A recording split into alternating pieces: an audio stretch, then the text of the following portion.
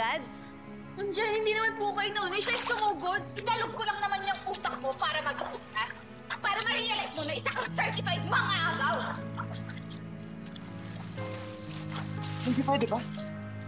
Huwag mong ini-insult ang girlfriend ko. Kung naging kami mo ni Princess, dahil sa akin yun. Dahil mahal ko siya.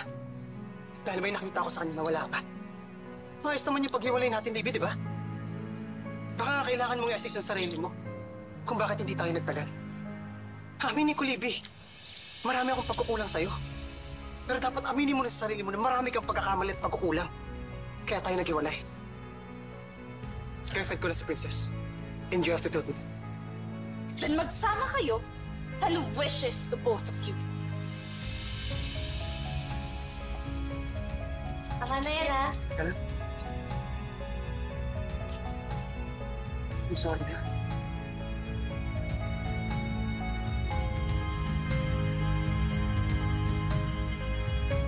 Buti na lang nadala ko yung gym bag ko. At least may extra shirt ako.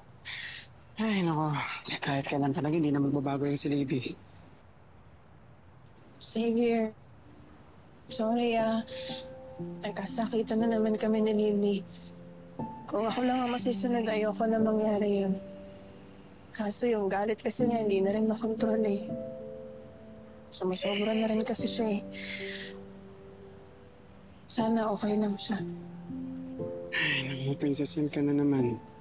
Iniisip mo na naman yung nararamdaman ng ibang tao kaysa sa'yo. Nag-aalala kasi ako sa kanya eh. Baka maka-apekto sa kanya tong relasyon natin. Princess, hindi na natin obligasyon si Libby. Nakipag-iwalay na ako sa kanya. Hindi ko na siya obligasyon. As far as I know, wala naman tayong ginagawang masama. Maging honest lang naman tayo sa nararamdaman natin.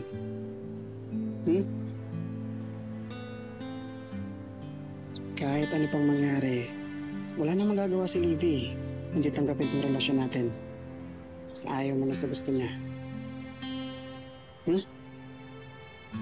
Kaya, huwag ka na mag-alala.